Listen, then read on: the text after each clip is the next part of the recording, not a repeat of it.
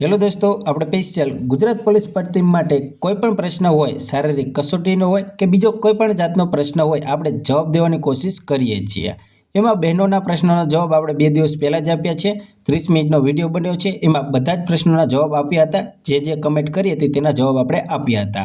છતાં હજી બહેનોના પ્રશ્ન છે કે 1600 મીટર દોડ માટે ટાઈમ ટેબલ આપો. તો બહેનો સ્પેશિયલ તમારા માટે હું 21 દિવસનું ટાઈમ ટેબલ બનાવી આપું છું. આ ટાઈમ ટેબલથી તમને ઘણો બધો ફાયદો થવાનો છે, પણ એક જ શરતે નિયમિત રીતે ફોલો કરવાનું રહેશે અને તમારી જરૂરિયાત અનુસાર થોડો તમારે હાર્ડવર્ક કરવાનો રહેશે. એટલે કે જો કોઈને વધુ વજન હોય તો તેને સીટઅપ મારવાના છે. અલગ અલગ જેને જે તકલીફ છે તે રીતે તેને થોડો હાર્ડવર્ક વધુ કરવાનો રહેશે. જો બહેનો આ ટાઈમ ટેબલથી જેને 1600 મીટર દોડ સમયસર પૂરી નથી થતી, સ્પીડ નથી આવતી, સ્ટેપ નથી ખુલતા અને છેલ્લા રાઉન્ડમાં તાકાત નહીં લગાવી શકતા, એટલે કે છેલ્લો રાઉન્ડ ખેંચાતો નથી, તો આ બધા જ પ્રશ્નોનો મારી બહેનો તમને જવાબ મળી જવાનો છે. વિડીયોને તમે એન્ડ સુધી જોઈજો અને તમને ટાઈમ ટેબલ સમજવાની કોશિશ કરજો, તો જ તમને ફેર પડશે. ન કે ટાઈમ ટેબલ જોઈને ટાઈમ ટેબલ જો તમને હું કમેન્ટમાં પિન 100 રૂપિયા આપી દઈશ, અથવા તો તમે જે હું અત્યારે બતાવીશ તે સ્ક્રીનશોટ પણ પાડી શકો છો. અને જો બહેનો 1600 મીટર દોડ રહીને થોડી હાર્ડ તો પડે, તમને પણ ટાઈમ થોડો આપ્યો છે. તમારી જે ગર્લ્સ એટલે કે છોકરીઓ દોડી શકે ને એવી રીતે જ સરકારે ટાઈમ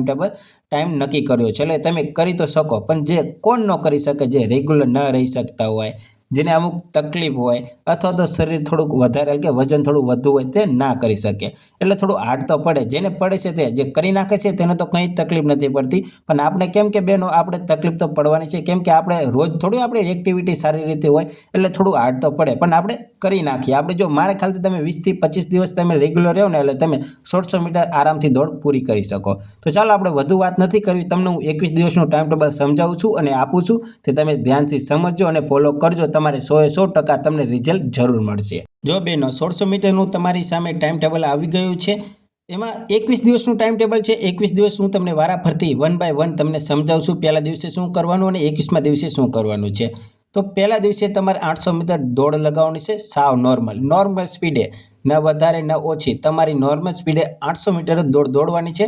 પછી તમારે જે હાર્ડવર્ક એટલે કે તમારી જે નિયમિત કસરત છે તે તમારે કરીને ઘરે જવાનું છે. એટલે કે તમારી રીતે તમારે જે કરવાની છે કસરત તે કરી શકો છો, પણ દોડ ખાલી તમારે 800 મીટર જ કરવાની છે, એ પણ નોર્મલ સ્પીડે. હવે બીજા દિવસે તમે જ્યારે આવો તો બીજા દિવસે જો તમે સવારે જતા હોય અને સાંજે જતા હોય તો સાંજે તમારી રીતે તમે જે એક્સરસાઇઝ કરો છો તે કરી શકો છો. આ એક જ દિવસનું ટાઈમ ટેબલ છે. એક દિવસમાં આટલું જ કરવાનું છે. આ ટાઈમ ટેબલ પ્રમાણે તમે જો વધુ હાર્ડવર્ક કરતા હોય તો કરી શકો છો. તો બીજા દિવસે તમારે 1200 મીટર દોડવાની છે નોર્મલ સ્પીડે. આપણે જે પહેલા દિવસે 800 મીટર નોર્મલ સ્પીડે દોડે ને એ જ રીતે નોર્મલ સ્પીડે, ગમે એટલો ટાઈમ આવે, આપણે ટાઈમ જોવાનો નથી. ત્રીજા દિવસે પણ તમારે 1600 મીટર દોડવાનું છે નોર્મલ સ્પીડે. ભલે તમે 12 મિનિટ 13 મિનિટ એટલે ગમે એટલી સ્પીડ, તમારે ગમે એટલો ટાઈમ આવી જાય, તમારે 1600 મીટર ખાલી દોડવાની છે. મેં નીચે લખ્યું પણ છે, આ દિવસોમાં તમારે ટાઈમ જોવાનો નથી. આપણે ખાલી સ્ટેપ બાય સ્ટેપ દોડવાનું છે નોર્મલ, એટલે આપણે સ્ટેપ ખુલી જાય એના માટે. હવે ચોથા દિવસે તમારે 800 મીટર દોડવાની છે. કેવી રીતે? નોર્મલથી થોડી વધુ સ્પીડે. કેવી રીતે? કે તમે જે સાવ ધીમા દોડો છો ને તેમાં થોડુંક તમારે એફર્ટ આપવાની છે, થોડીક સ્પીડ રાખવાની કોશિશ કરવાની. એટલી બધી પણ નહીં કે તમે સ્પ્રિન્ટ મારો છો એવી રીતે નહીં, થોડી સ્પીડ વધારે.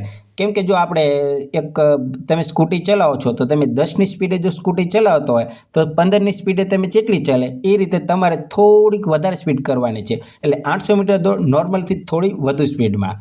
પછી 5મા દિવસે 1200 મીટર દોડ નોર્મલથી વધુ સ્પીડમાં.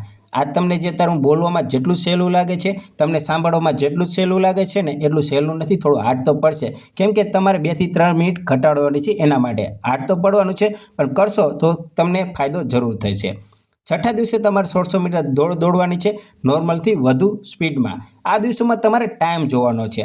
800 મીટરમાં તમારે કેટલો ટાઈમ આવે છે, 1200 મીટરમાં કેટલો ટાઈમ આવે છે, 1600 મીટર. હા, ટાઈમ તમારે કંઈ ઘટી નહીં જાય, પણ થોડો ઘટવાનો છે. એટલે તમારે ટાઈમ જોવાનો છે ને નોટ કરવાનો છે. અત્યારે તમારું પ્રોપર ટાઈમિંગ નથી આવ્યું, અત્યારે તો ખાલી તમારે નોટ જ કરવાનો છે કે 800 મીટરમાં કેટલો આવ્યો, 1200 મીટરમાં કેટલો આવ્યો અને 1600 મીટરમાં કેટલો આવ્યો. અત્યારે ખાલી તમારે નોટ કરીને રાખવાનો છે. હવે 7મા દિવસમાં તમારે જો 7મા દિવસે આવી જવાનું છે. 7મા દિવસે તમારે 400 મીટર દોડવાની છે નોર્મલ સ્પીડે. કેમ કે આપણે જે 1600 મીટર આગળ છઠ્ઠા દિવસે દોડ્યા છે એના માટે 400 મીટર આપણે નોર્મલ સ્પીડે જ રહેશે. 8મા દિવસે પણ તમારે 400 મીટર દોડ જ છે.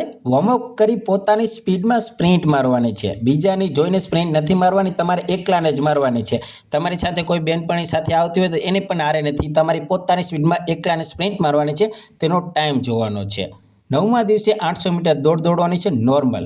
હજી તમને એમ થતું હશે કે ચેમ ટાઈમ ટેબલ ધીમું ધીમું આવે છે, આગળ જતા જો 21 દિવસનું ટાઈમ ટેબલ છે, ધીરે ધીરે આપણે આગળ વધવાનું છે, એટલે તમને કંઈ પણ જાતની ઇન્જરી ના આવે એના માટેનું ટાઈમ ટેબલ છે. તો હવે તમે જો બેનો હજી એક વખત તમને જણાવી દઉં, તમને આ ટાઈમ ટેબલ ફોલો કરતા સિવાય એટલે કે તમે ટાઈમ ટેબલ ફોલો તો કરો છો, રેગ્યુલર રીતે કરશો, પણ તમે જો આ 400 મીટર દોડ્યા 7મા દિવસે, સમજો કે તો 7મા દિવસે 400 મીટર દોડ્યા તો પછી બીજું દોડવાનું નથી, તમારે વર્કઆઉટ કરવાનું છે, પગની કસરત છે, સિટઅપ છે, અલગ અલગ તમારી રીતે તમારે હાર્ડવર્ક કરવાનો છે તમારી જરૂરિયાત મુજબ. કેમ કે હું બધાને તો જોઈને કહી ન શકું તમારે શું શું જરૂર છે, એટલે તમારી જરૂરિયાત મુજબ તમારે હાર્ડવર્ક કરવાનો છે, એટલે કે એક્સરસાઇઝ કરવાની છે. બેનો ટાઈમ ટેબલ ગમે તો લાઇક કરજો, કેમ કે મેં લાસ્ટ વિડીયો જોયો તેમાં વ્યૂ તો ઘણા છે પણ લાઇક ઓછી છે, એટલે લાઇક કરવાનું રાખજો. તમારી માટે જ હું વિડીયો બનાવું છું એટલે લાઇક પણ કરી દેજો. હવે બેનો 10મા દિવસે આવી જાઓ. 10મા દિવસે તમારે 2400 મીટર દોડવાની છે, નોર્મલ સ્પીડે, સાવ ધીમા, ગમે એટલો ટાઈમ લો તમે, 15 મિનિટ લો, 16 મિનિટ લો, 17 મિનિટ લો, ગમે એટલો સમય લો, 2400 મીટર તમારે દોડવાનું છે. તમારી માટે આ લોંગ રનિંગ ગણી શકાય, એટલે કે 2400 મીટર દોડવાનું છે, ગમે એટલો સમય લો, વચ્ચે ઊભું નથી રહેવાનું. જો મેં સાવ ધીમા એટલે જ લખ્યું છે, નોર્મલ સ્પીડમાં સાવ ધીમા 2400 મીટર દોડ તમારે ગમે તેમ કરીને લગાવવાની છે, ગમે એટલો સમય આવે. 11મા દિવસે 800 મીટર દોડ છે, નોર્મલ સ્પીડમાં, સાવ નોર્મલ સ્પીડમાં 800 મીટર દોડ છે, સાવ ધીમા નહીં, નોર્મલ સ્પીડ કીધી છે. આપણે 10મા દિવસે સાવ ધીમા હતા, નોર્મલ સ્પીડમાં સાવ ધીમા હતા, પણ 11મા દિવસે 800 મીટર દોડ નોર્મલ સ્પીડમાં છે.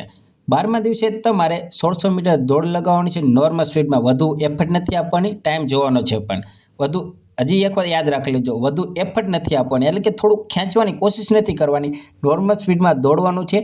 ચોથા રાઉન્ડમાં પણ ખેંચવાનું નથી. તમને અત્યારે થોડો જોશો આવતો હશે, કેમ કે તમે જો ટાઈમ ટેબલ ફોલો કરતા હશો ને એટલે તમને મજા આવશે, થોડી દોડવામાં, દેશી ભાષામાં કહીએ તો તમને મજા આવશે.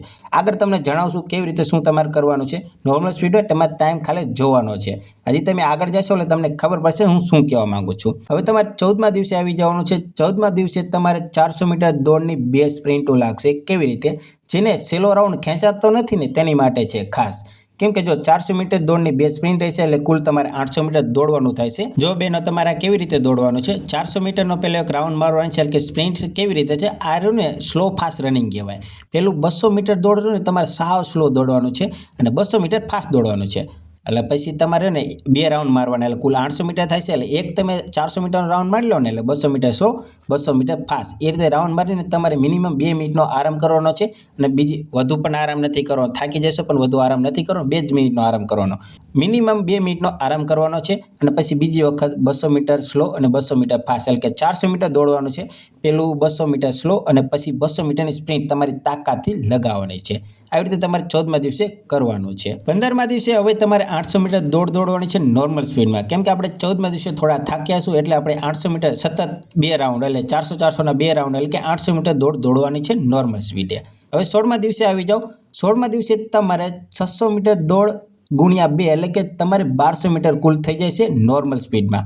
600 મીટર દોડવાની છે, પછી તમારે 2 થી 3 મિનિટ આરામ કરીને પાછી 600 મીટર દોડવાની છે. નોર્મલ સ્પીડની જ વાત કરું છું. એટલે જે અમુક બહેનોનો એ પણ પ્રશ્ન હતો કે વચ્ચે વચ્ચે ઊભું રહી જવાય છે, તેની માટે આ દોડ છે. 600 મીટર દોડવાનું, વચ્ચે ઘડીક ઊભું રહી જવાનું, પછી 600 મીટર દોડવાનું નોર્મલ સ્પીડમાં. હવે આવશો તમે 17મા દિવસે. 17મા દિવસે તમારે 1200 મીટર દોડ રહેશે, તમારી સ્પીડમાં નોર્મલથી થોડી વધુ. તમારી જે નેચરલ સ્પીડ છે ને તે 1200 મીટર દોડવાની છે. થાકી જશો તમારી નેચરલ સ્પીડમાં, કેમ કે આપણે આગળ હવે નોર્મલ જ દોડતા હતા, ચાક થોડીક વધારે હતી. આ તમારી ટૂંકમાં તમારી સ્પીડમાં તમારે 1200 મીટર દોડવાનું છે. 1200 છે, 1600 નથી, 1200 જ છે. પછી 18મા દિવસે આવી જાઓ. 18મા દિવસ તમારા માટે થોડો હાર્ડ રહી શકે છે. 300 મીટર સ્લો દોડવાની છે અને 100 મીટર ખેંચવાનું છે. જેટલી તાકાત હોય ને એટલું ફાસ્ટ.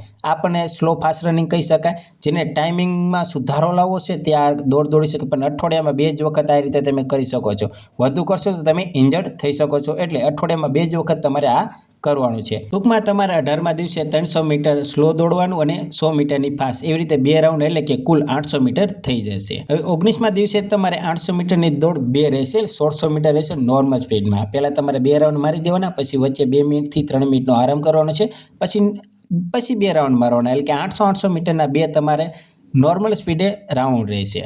પછી 21 એટલે કે 20મા દિવસે તમારે 1200 મીટર દોડ રહેશે, નોર્મલથી થોડી વધુ સ્પીડમાં. તમારી પોતાની સ્પીડમાં 1200 મીટર દોડ રહેશે. અને 21 દિવસનો આપણે ટાઈમ ટેબલ છે, એટલે 21મા દિવસે તમારે જે રીતે તમારું ગ્રાઉન્ડ છે, જેવી રીતે તમે શારીરિક કસોટી જ્યાં તમારું ગ્રાઉન્ડ છે ત્યાં આપવા જવાનો છો, તેવી જ રીતે તમારે ટાઈમ જોવાનો છે. બહેનો હું 100% શ્યોર છું કે તમારો ટાઈમ 2 મિનિટ તો ઘટી જ ગયો હશે આ ટાઈમ ટેબલ તમારે 21 દિવસે આવતા. હવે અમુક બહેનોનો એવો પણ પ્રશ્ન હશે કે અમારે તો હજી ઘણા દિવસની વાર છે, તો તમારે રિપીટ પછી તમારે ટાઈમ ટેબલ કરી દેવાનું છે. કોઈ પણ તમે ગમે તે વિડીયો પણ જોયો હશે કે કોઈ પણ કાર્ય આપણે 21 દિવસ કરી તો 21 દિવસમાં બેનિફિટ મળતો જ હોય છે, એટલે કે ફાયદો થતો જ હોય છે. એટલા માટે આ 21 દિવસનું ટાઈમ ટેબલ છે. અમુક બહેનોને થોડોક વહેલો વારો આવી જતો હોય તો તે રીતે ટાઈમ ટેબલને થોડું એડજસ્ટ કરીને દોડી શકે છે. અને જે કોન્સ્ટેબલ માટે છે તેની માટે તો મારા ખ્યાલથી ઘણો સમય છે, તે આ દોડ કરી શકે છે. ટાઈમ ટેબલથી તેને ફાયદો થઈ શકે છે. તો બહેનો, તમને જો આ વિડીયો પસંદ આવ્યો તો તમારી દોસ્તોમાં શેર કરી શકો છો અને તમારા ભાઈને થોડો સપોર્ટ કરી શકો છો. વિડીયોને લાઇક કરી દેજો, શેર કરી દેજો. તો ચાલો મળીએ બીજા વિડીયોમાં. અને હા, તમારે કોઈ પણ હજી પ્રશ્ન રહેતા હોય તો તમે કમેન્ટમાં જણાવજો, મારી રીતે હું તમને જવાબ આપીશ. તો ચાલો બહેનો, મળીએ બીજા વિડીયોમાં. જય હિન્દ, જય ભારત.